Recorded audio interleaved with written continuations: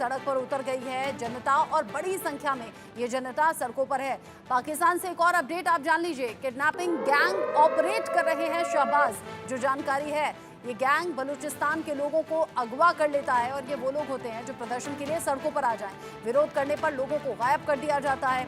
पाकिस्तान की सेना लोगों को गायब करने का काम कर रही है। यहाँ पर केच, डेरा, बुक्ती, मस्तुंग और अवारन से लोगों को किडनैप किया जा रहा है। यानी कि शहबाज सरकार का एक पूरा गैंग है जो ऐसे लोगों पर निगाह रखता है। अगर सैकड़ों और हजारों लोग सड़कों पर आ गए हैं और जो इस तरह के प्रदर्शन में आगे है या उनका नेतृत्व कर रहा है, ऐसे लोगों को अगवा करना जिससे कि इस तरह के प्रदर्शन कमजोर हो सके या फिर प्रदर्शन की इस आवाज को दबाया जा सके।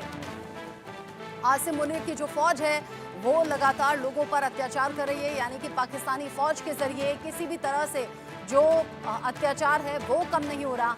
लोगों को मारा पीटा जाना, उन्हें विरोध से रोकना, और जिस तरीके से अभी की जानकारी है वो ये कि शहबाज सरकार की तरफ से ऐसा गैंग सक्रिय है जो इस तरह के प्रदर्शनकारियों पर खास तौर पर निगाह रखता है और ऐसे लोगों को किडनैप किया जा रहा है, गायब किया जा रहा है ताकि इस प्रदर्शन को कम किया जा सके या फिर ये कहिए कि आवाज दबा दी जा सके। शहबाज का किडनैपिंग गैंग कैसे काम करता है और कैसे किडनैपिंग का धंधा पिछले काफी वक्त से चल रहा है, आप जानेंगे तो हैरान रह जाएंगे। बीएनएम की मानवाधिकार शाखा ने ये रिपोर्ट जारी की है। पाकिस्तान की सेना लोगों को लगातार यहां से गायब करने का काम कर रही है। केच, डेरा, बुक्ती, मस्तुंग और अवारन से लोगों को लगातार अगवा किया जा रहा है। 12 जिलों से 54 लोगों को हिरासत में लिया गया है। बाद में इन लोगों के बारे में कुछ जानकारी मिल भी नहीं पाती। 54 गायब लोगों का अब तक कोई मालूम नहीं है कि वो हैं कहां। 2024 के शुरुआती 6 महीने में अब तक 197 लोग ऐसे हैं जो कि लापता हो चुके हैं। यानी कि 2024 मौजूदा साल जिसमें शुरुआती 6 महीने में करीब 200 लोग तो ऐसे हैं जो गायब हो गए हैं। इस पर हम बात करेंगे। Group captain retired UK Devnath sir मेरे साथ जुड़ गए हैं डिफेंस एक्सपर्ट के तौर पर। संजीव श्रीवास्तव जी मेरे साथ में हैं, विदेश मामलों के जानकार। यूके देवनाथ सर, पीओके में जो कुछ हुआ वो किसी से छिपा नहीं। बलूचिस्तान में जो कुछ चल रहा है वो लोग सालों से देख रहे हैं। बलूचिस्तान में ये जो शहबाज सरकार का किडनैपिंग गैंग है ये किस तरीके से एक्टिव और ज्यादा हो गया है, ये 2024 के शुरुआती 6 महीने के आंकड़े बता रहे हैं। जी हाँ रत्ना जी, बलूचिस्तान के लोग शुरुआती दिनों से ही, आजादी के दिनों से यानी 1947-48 के दिनों से ही पाकिस्तान के साथ नहीं थे। बलूच लोग जो हैं बड़े आजाद ख्याल के होते हैं और उन्होंने आजादी के बाद से ही ये इच्छा जताई थी कि वो भारत का हिस्सा बन जाएं। लेकिन क्योंकि जियोग्राफिकल हिसाब से देखा जाए तो भारत से या गुजरात से, राजस्थान से इतने दूर थे कि वो भारत में शामिल नहीं हो पाए। पाकिस्तान में हो क्या रहा है? पाकिस्तान में 1947-48 से ही सिर्फ पंजाब के लोगों का डोमिनेंस रहा है। चाहे वहाँ फौज हो, चाहे वहाँ पॉलिटिक्स हो, ऊपर जितने बड़े बड़े नेता हो या मिनिस्टर्स हो, सब पंजाबी सुन्नी होते हैं। हाँ, थोड़ा बहुत रोल वो कभी कभी सिंध के लोगों को भी दे देते हैं। लेकिन जैसे बलूचिस्तान हुआ, खैबर पख्तूनख्वा हुआ या गिलगित बाल्टिस्तान हुआ, इन लोगों को कभी भी रिप्रेजेंटेशन नहीं मिला। चाहे आप रावलपिंडी की बात करें, इस्लामाबाद की बात करें, सिर्फ आपको मिलेंगे पंजाब के लोग हायर पोस्ट पर। बलूचिस्तान में बहुत ज्यादा खनिज पदार्थ हैं, मिनरल्स हैं, आबादी वहां बहुत कम है। वो चाहते हैं कि उनको अपना देश, अपना बलूचिस्तान जो है एक उनके तरीके से ऑटोनॉमी दी जाए कि वो अपना बलूचिस्तान अपने हिसाब से चलाएं। हाँ, पाकिस्तान क्या करती है, वहां पर सीपीईसी की सड़क बना देती है। जबरन बलूच लोगों से सीपीईसी प्रोजेक्ट के नाम पर जमीन खींचकर उनको या तो मुआवजा देती नहीं है या बहुत कम मुआवजा देती है। एक और चीज क्या है, ग्वादर पोर्ट बना दिया है। हजारों एकड़ जमीन जबरदस्ती बलूच लोगों को हटाकर, जबरदस्ती उनके जो पैतृक संपत्ति थी, एंसेस्ट्रल प्रॉपर्टी, वहां से हटाकर उनकी जमीन ले ली गई है। तो बहुत ही दिक्कत है बलूच लोगों को। जी, जिस तरीके के अभी के हालात हैं और जैसे हम देख रहे हैं बलूचिस्तान में लंबे वक्त से मांग आज़ादी की और उसके चलते अब लोगों का किडनैप करना, ये एक तरीका पाकिस्तान सरकार की तरफ से हो सकता है निकाला गया हो, लेकिन ऐसा होता नहीं कि आप विरोध करने वाले लोगों को, उनकी आवाज़ को दबाने के लिए कुछ लोगों का किडनैप कर रहे हो। तो ऐसा नहीं है कि प्रदर्शन शांत हो गया है। प्रदर्शन अभी भी उग्र है और अभी भी लोग सड़कों पर मौजूद हैं। इन सब के साथ ही एक और बड़ी खबर पाकिस्तान के बलूचिस्तान को लेकर है। बड़ा अपडेट आप जानिए। यहाँ पर बलूच लोगों को प्रताड़ित करने की 4 घटनाओं को लेकर खुलासा हुआ है। जहीर बलोच के गायब होने के बाद लोगों में भारी नाराजगी है। सेना के अत्याचार से परेशान है लोग जो विरोध प्रदर्शन कर रहे हैं। सेना के निशाने पर हैं प्रदर्शन करने वाले बलूच नागरिक। कुछ दिन पहले 2 लोगों को सरेआम मौत की सजा दी गई थी। लोगों को गायब कर लेना, सरेआम मौत की सजा देना, बावजूद उसके ये प्रदर्शन शांत ना होना ये बताता भी है कि अपनी आज़ादी को लेकर मर मिटने के लिए तैयार हैं बलूचिस्तान में ये प्रदर्शनकारी। और इन प्रदर्शनकारियों का जो तरीका है प्रदर्शन का, उसमें आवाज़ लगातार उठाने की मांग है। और ये जो बगावत के सुर हैं ये किसी भी तरह से दबने वाले हैं नहीं, रुकने वाले हैं नहीं, ये मालूम होता है। बलूचिस्तान में कैसे बगावत तेज हो गई है ये आपको कुछ ग्राफिक्स के जरिए बताएंगे और समझाएंगे। पिछले कई दिन से जो बलूच लोग हैं, जो बलूचिस्तान में रहने वाले लोग हैं, कैसे गायब हो रहे हैं। लोगों का आरोप ये है कि लोग जो प्रदर्शन करने के लिए सड़कों पर आते हैं, सेना उन लोगों को गायब कर रही है। जबरन गायब हुए जो 2 लोग हैं उनको लेकर जानकारी ऐसी है कि जो उनके शव हैं वो क्षत विक्षत स्थिति में मिले हैं। अब ऐसे में जो 2 लोगों के शव मिले, लोगों का गुस्सा और ज्यादा भड़क गया। प्रशासन पीड़ित परिजनों की मांगों को नजरअंदाज कर रहा है, उनकी कोई सुनवाई है नहीं। बलूच के लोगों की मांग, साथ ही साथ अंतर्राष्ट्रीय समुदाय कार्रवाई करे, इस तरह की मांग बलूच के जो लोग हैं वो कर रहे हैं। सरकार और सेना के खिलाफ लोग जो है वो सड़कों पर आ गए हैं। गायब लोगों की सकुशल घर वापसी के लिए भी ये प्रदर्शन है, क्योंकि बलूचिस्तान में लोगों का कहना ये है, जो बलूच लोग हैं वो ये कह रहे हैं जो लोग गायब हो गए हैं उनकी घर वापसी भी होनी चाहिए। और इसीलिए प्रदर्शन जो है वो लगातार जोर पकड़ रहा है। और इस प्रदर्शन में पुलिस ने प्रदर्शनकारियों पर गोलियां भी बरसाई हैं। पिछले ही दिनों 2 ऐसे प्रदर्शनकारी थे जिन्हें सरेराह मौत की सजा सुना दी गई थी। जो तस्वीरें हम आपको दिखा रहे हैं, जो अपडेट हम आपको बता रहे हैं, उसमें मालूम पड़ता है कि अभी ये प्रदर्शन ना तो शांत होने वाला है और दशकों से प्रदर्शन चल भी रहा है। मेरे साथ संजीव जी हैं।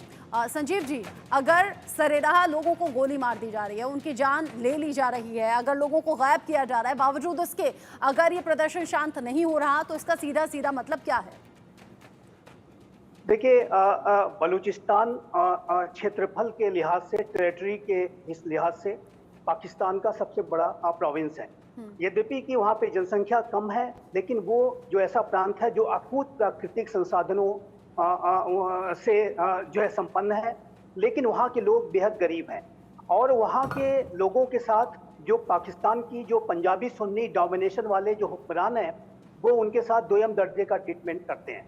बलूचिस्तान में जाहिर है कि जो बलूच लोग हैं उनकी अपनी भाषा है, अपनी संस्कृति है, अपना इतिहास है, और वो अपनी जो आइडेंटिटी है, जो अपनी एक इथनिक आइडेंटिटी है, उसको बचा के रखना चाहते हैं। लेकिन जो पाकिस्तान के हुक्मरानों का जो दोयम दर्जे का ट्रीटमेंट है, उनको बेसिक कम्युनिटीज से वंचित रखा जाता है। शिक्षा, स्वास्थ्य, रोजगार इत्यादि जो बेसिक जो वहाँ पे सर्विसेज हैं, वो भी पाकिस्तान के हुक्मरान उन्हें नहीं देते हैं। और अब तो ये देखा जा रहा है कि जो वहाँ के अकूत प्राकृतिक संसाधन हैं, उसको जो है पाकिस्तान के हुक्मरान चाइना को गिरवी रख रहे हैं। चाइना वहाँ पर अपना CPEC का प्रोजेक्ट चला रहा है, वहाँ पर अपने लोगों को चाइना बसाने की साजिशें रच रहा है। ग्वादर पोर्ट को तो उसने अपने कब्जे में ले ही लिया है। तो ये जो और जाहिर है कि बलूचिस्तान के जो लोग हैं, जब कभी भी इस तरीके की जो उनके साथ शोषण हो रहा है, जो उनके साथ उनके टेरिटरी पर जो इस तरीके का ऑक्यूपेशन हो रहा है, उसके खिलाफ जब वो आवाज उठाते हैं, तो उनके विरुद्ध दमन, शोषण, बर्बरता, अत्याचार होता है। उनका फोर्स डिसअपीयरेंस होता है, उनको जबरन उनके घरों से किडनैप कर लिया जाता है और फिर वो कहाँ जाते हैं किसी कुछ भी पता नहीं चलता। उनकी हत्याएं होती हैं, उनको प्रताड़ित किया जाता है। ऐसे अनेक वीडियोज आपको मिल जाएंगे जिसमें कि पाकिस्तानी सेना किस तरीके से बलूच लोगों के ऊपर दमन और अत्याचार कर रही है। और जाहिर है कि जब कभी भी इनका डिसअपीयरेंस होता है, तो इनके बाद में जो इनके शव इत्यादि मिलते हैं, वो इनके साथ बहुत ही ब्रूटल ट्रीटमेंट, क्रूअल ट्रीटमेंट किया गया होता है, छत विच्छत होते हैं। तो ये स्पष्ट रूप से दिखता है कि जो बलूचिस्तान के लोगों का जो गुस्सा है बिल्कुल स्वाभाविक है, और वो अपनी पहचान के लिए, अपनी आजादी के लिए लड़ाई लड़ रहे हैं। स्वाभाविक है भी, और साथ ही साथ गुस्सा ऐसा भी नहीं है कि शांत हो जाएगा। भले ही किसी भी तरह का खौफ उन्हें दिखा दिया जाए, लाठी डंडे बरसा दिए जाएं, हवाई फायरिंग हो जाए, या फिर सीधे सीने पर गोली मार दी जाए, या फिर लोगों का किडनैप हो जाए, प्रदर्शन अभी भी चल रहा है और ज्यादा गुस्से के साथ चल रहा है। आप रहिएगा मेरे साथ में। कंगाल पाकिस्तान में विद्रोह और आक्रोश साफ तौर पर नजर आ रहा है। पाकिस्तान में अराजकता का नया अध्याय तरीके से शुरू हो गया है, ये समझिए। महासंकट से गुजर रहा है बदहाल पाकिस्तान। आंतरिक कलह से कराह रहा है पाकिस्तान सरकार के खिलाफ पीओके में हिंसक प्रदर्शन भी तेज हो गए हैं। पीओके की आवाम मोदी सरकार से गुहार लगा रही है और ये हमने लोकसभा इलेक्शंस के दौरान बहुत सी तस्वीरें ऐसी देखी थी जब ये प्रदर्शन और ज्यादा उग्र हो गया था और ज्यादा तेज हो गया था। आखिर क्यों ऐसा हो रहा है, क्यों ये प्रदर्शन तेज हो रहे हैं और क्यों बलूचिस्तान हुआ, पीओके हुआ ये प्रदर्शन और सैकड़ों हजारों की संख्या में लोग सड़कों पर आ रहे हैं। यूके देवनाथ सर, आंतरिक कलह से ही जूझ रहा है इस वक्त पाकिस्तान और इस कलह से निकलने का कोई रास्ता है नहीं। चारों तरफ अगर इतना आक्रोश, इतना गुस्सा, नाराजगी और प्रदर्शन होगा तो कोई जरिया है इससे बच निकलने का?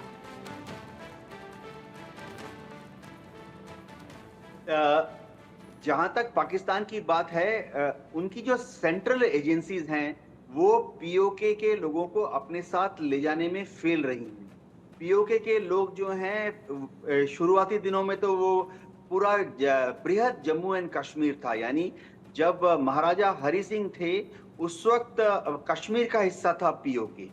अंग्रेजों के समय में नियम बहुत क्लियर था कि महाराजा हरि सिंह का जितना डोमेन है वहां पे एक्सटर्नल फोर्सेस यानी बाकी जो पाकिस्तान के लोग हैं वो जाकर वहां बस नहीं सकते।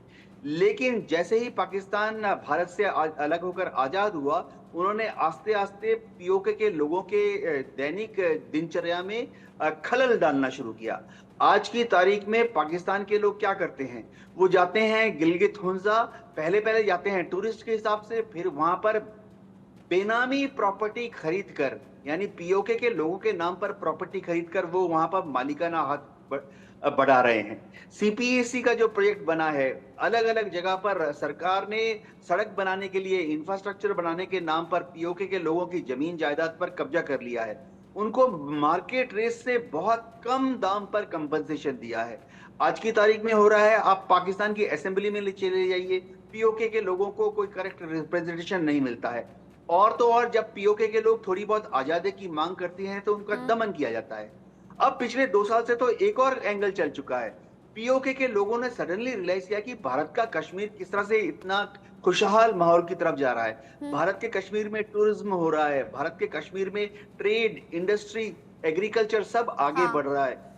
ये बात कश्मीर के लोगों को तो बहुत ज्यादा पसंद आ रही है, लेकिन पाक अधिकृत जो कश्मीर है वहां के लोग उम्मीद लगाए हुए हैं और इसीलिए मोदी सरकार से गुहार लगाते हैं कि भाई हमारा भी विलय भारत में कर लीजिए। और ये बात पाकिस्तान सरकार को, शहबाज सरकार को बिल्कुल मुफीद नहीं लगती, बिल्कुल भाती नहीं। इन सब के साथ ही इमरान खान को लेकर भी एक अपडेट है। इमरान खान को कोर्ट से लगा है करारा झटका। ये झटका कैसे लगा है आप जानिए। इमरान खान की जमानत याचिका कोर्ट ने खारिज कर दी है। इमरान पर अराजकता फैलाने का आरोप है। आतंकवाद विरोधी कोर्ट ने यह सख्त टिप्पणी की है। इमरान खान की जो हरकतें हैं वो आतंकवादी जैसी हैं, कोर्ट ने टिप्पणी की है और यही वजह हो सकती है। इमरान खान ने पिछले ही दिनों कहा था न्यायपालिका पर कोई भरोसा है नहीं। 9 मई 2023 को हिंसा जो हुई थी वो पूरी तरह से प्री प्लान थी, ये कोर्ट ने कहा है। कोर्ट के बयान पर पीटीआई का बयान सामने आ गया और ये कहा आतंकवाद विरोधी कोर्ट का बयान बेतुका है। पीटीआई इस फैसले के खिलाफ विरोध करेगी। यानी कोर्ट की तरफ से जो जमानत याचिका लगाई गई थी उसे खारिज कर दिया गया और अब पीटीआई यानी कि इमरान की पार्टी कह रही है इसके खिलाफ हम जाएंगे और इसका विरोध हम करते हैं, क्योंकि ये जो बयान दिया गया है कि हिंसा इमरान खान की तरफ से हुई या फिर प्री प्लान थी, वो बयान बिल्कुल बेतुका है। इमरान पर अराजकता फैलाने का आरोप लगाने के चलते ही आतंकवाद विरोधी कोर्ट ने ये सख्त टिप्पणी की और जमानत याचिका खारिज कर दी। ये कहा कि इमरान की जो हरकतें हैं वो आतंकवादियों जैसी हैं। संजीव जी, पीटीआई या फिर इमरान खान जो भी दावे कर ले, लेकिन फिलहाल तो चौतरफा घिरे हुए हैं, या फिर ये कह लीजिए जिसकी लाठी उसी की भैंस। यहाँ पर पीटीआई अभी सत्ता से दूर है, इसीलिए भी ये परेशानियां झेल रही है। वो अभी सबसे बड़ी जो वहाँ पर लाठी है वो वहाँ की आर्मी और आईएसआई की है। और जाहिर है कि जैसा कि आपने एक मशहूर कहावत कही, जिसकी लाठी उसकी भैंस। पाकिस्तान में जो वास्तविक शासन है वो पाकिस्तान की आर्मी और आईएसआई का है, और कभी वो प्रत्यक्ष रूप से और कभी परोक्ष रूप से आर्मी और आईएसआई ही शासन करती है। और इमरान खान की जो सबसे बड़ी जो है समस्या ये है कि उनके आर्मी और आईएसआई के साथ संबंध अच्छे नहीं है। और मैं यहाँ पर जैसा कि हम आपके चैनल पर डिस्कस भी करते रहे हैं कि पाकिस्तान की जो जुडिशरी है वो इस तरीके के जो वहाँ के एक दिखावे की जो जमहूरियत से और उसके जो कुप्रभाव हैं उससे अछूती नहीं है। ये हमने देखा है कि जब कभी भी किसी नेता को पाकिस्तान की आर्मी और आईएसआई अपना सपोर्ट देती है तो उस नेता के सत्ता में बैठने की जो संभावनाएं हैं बलवती हो जाती हैं। उनके नेताओं के ऊपर जो केसेस हैं उनकी संख्या घटती जाती, जैसा कि नवाज शरीफ के केस में आपने देखा। और वहीं जिस किसी भी नेता के विरुद्ध आर्मी और आईएसआई खड़ी हो जाती है वहां पर उसके खिलाफ न्यायालय भी निर्णय देना शुरू कर देता है। इमरान खान के ऊपर वर्तमान समय में 150 और कुछ दावों के अनुसार लगभग 200 के लगभग के छोटे बड़े केसेस अगर कुल मिला के देखें तो हैं।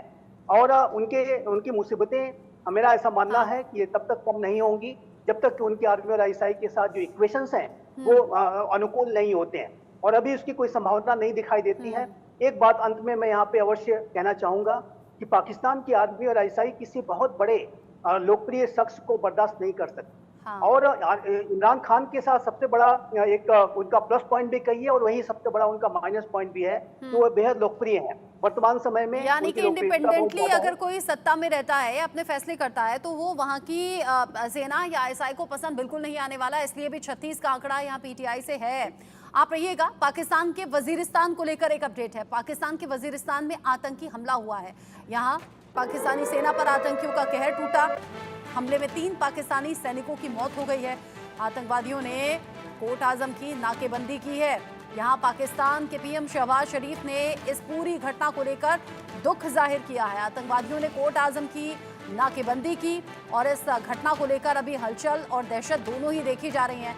पाकिस्तानी सेना पर आतंकियों ने किया है यह अटैक, जिसमें 3 पाकिस्तानी सैनिकों की मौत हो गई है। यूके देवनाथ सर, आए दिन आतंकी हमले हो रहे हैं और आए दिन पाकिस्तान में जो आम लोग हैं वो भी पूछ रहे हैं कि ये दिन बदलेंगे कब, इस आतंक से छुटकारा मिलेगा कब। और ऐसा लग रहा है सरकार और सेना ने तो हाथ खड़े कर लिए।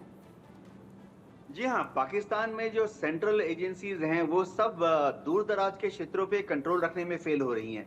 वजीरिस्तान में जो ये आतंकी हमला हुआ जिसमें कि उनके एक लेफ्टिनेंट कर्नल, एक कैप्टन और जवानों की मौत हुई, ये इस तरफ इंगित करता है कि पाकिस्तान की आर्मी भी फेल हो रही है। वजीरिस्तान पर कोई कंट्रोल नहीं कर सकता। इतना दूर दराज का एरिया है, ऊंची ऊंची पहाड़ियां हैं, वहां के जो ट्राइबल्स हैं वो बहुत ही खूंखार लड़ाके होते हैं। हाँ, उनके हाथ में हथियार है क्योंकि उनको अफगानिस्तान से हथियार मिल जाते हैं।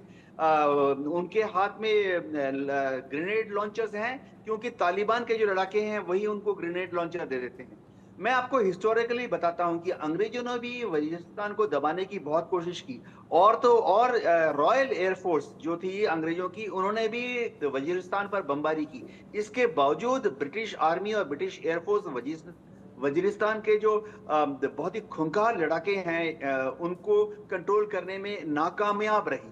पाकिस्तान की आर्मी को भी सीखना पड़ेगा कि अगर पाकिस्तान की जो जुनता है, एस्टेब्लिशमेंट है, सरकार है, उनको सीखना पड़ेगा कि वजीरिस्तान के लोगों को अगर साथ में रखना है तो एक ही तरीका है, उनका दिल और दिमाग जीतना, प्यार और मोहब्बत से उनको जीतना।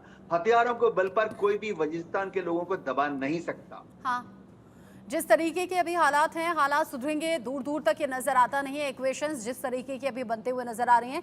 यूके देवनाथ सर, संजीव जी, बहुत शुक्रिया साथ में जुड़ने के लिए, इस डिस्कशन में साथ में रहने के लिए।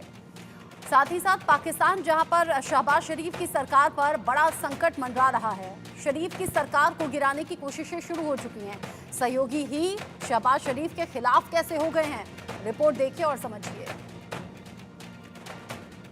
संकट मंडरा रहा है, शरीफ की सरकार को गिराने की कोशिशें शुरू हो चुकी हैं। सहयोगी की शहबाज शरीफ के खिलाफ हो चुके हैं।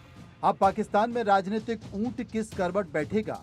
क्या शहबाज शरीफ सरकार बनाने में सफल रहेंगे या फिर इमरान खान एक बार फिर सत्ता में वापसी करेंगे? क्या पाकिस्तान में कोई नई खिचड़ी पक रही है जिसका remote control general Asim Munir के हाथों में है? बीते कुछ दिनों में पाकिस्तान के राजनीतिक घटनाक्रम को सिलसिलेवार ढंग से देखने की जरूरत है। दरअसल जुलाई की शुरुआत में ही इमरान खान को तोशखाना केस में कोर्ट ने बरी कर दिया। इमरान खान का इस मामले में बरी होना बेहद मुश्किल दिख रहा था। अब पाकिस्तान पीपल्स पार्टी के नेता सीधे राष्ट्रपति से मिलते हैं। वो इस्लामाबाद में शहबाज शरीफ या फिर पंजाब में मरियम नवाज से मिलना मुनासिब नहीं समझते हैं। इस बीच राष्ट्रपति भी शहबाज शरीफ सरकार के खिलाफ बड़ा बयान देकर सरकार की नींद उड़ाने का काम करते हैं। पाकिस्तानी पीपल्स पार्टी नेताओं की राष्ट्रपति जरदारी से मुलाकात को अब सरकार की फूट के तौर पर देखा जा रहा है, क्योंकि आसिफ अली जरदारी बिलावल भुट्टो के पिता हैं और पीपीपी के पूर्व अध्यक्ष भी रह चुके हैं। मीडिया रिपोर्ट्स की माने तो पीपीपी नेताओं ने अधिकार छीने जाने की शिकायत राष्ट्रपति से की है। पीपीपी नेताओं का आरोप है कि केंद्र और पंजाब सरकार पाकिस्तानी पीपल्स पार्टी की मदद नहीं कर रही है। पाकिस्तानी पीपल्स पार्टी के चुने हुए नेताओं को भी काम नहीं करने दिया जा रहा है। आसिफ अली जरदारी ने पाकिस्तानी पीपल्स पार्टी के नेताओं को बातचीत के जरिए मामला सुलझाने के लिए कहा है और शहबाज शरीफ की सरकार को काम करने में अनफिट करार दिया है। आसिफ अली जरदारी ने कहा है कि मुस्लिम लीग सरकार चलाने में नाकाम है। अब मैं खुद मैदान में उतर आया हूं और इस्लामाबाद से लेकर लाहौर तक काम होंगे। कोई भी पाकिस्तानी पीपल्स पार्टी का मुकाबला नहीं कर सकता है। पाकिस्तानी पीपल्स पार्टी सरकार बनाने और गिराने में भी सक्षम है। पाकिस्तान में हुए आम चुनाव में इमरान खान के समर्थकों को बड़ी जीत मिली थी और नवाज शरीफ की पार्टी PMLN दूसरे नंबर पर रही थी, जबकि बिलावल भुट्टो की पार्टी पाकिस्तानी पीपल्स पार्टी तीसरे नंबर पर रही थी। पाकिस्तान में 265 सीट पर चुनाव हुए थे। बहुमत का आंकड़ा 134 सीट है। पीटीआई समर्थक 93 सीट पर जीते थे। नवाज शरीफ की पार्टी को 75 सीट मिली थी, जबकि 43 सीट पर निर्दलीय जीते थे। पाकिस्तानी पीपल पार्टी को 54 सीट पर जीत मिली थी। अब पाकिस्तान में सबसे ज्यादा सीटें इमरान खान के समर्थकों के पास है और वो निर्दलियों के साथ मिलकर सरकार बनाने की स्थिति में है, जबकि शहबाज शरीफ और बिलावल भुट्टो का गठबंधन टूटता नजर आ रहा है। इस गठबंधन के टूटने को बल पाकिस्तानी पीपल पार्टी के नेता हैदर अली गिलानी के आरोपों से भी मिल रहा है। पाकिस्तानी पीपल्स पार्टी के बयानों और मुलाकातों से साफ है कि पाकिस्तान में कभी भी राजनीतिक उठापटक हो सकती है।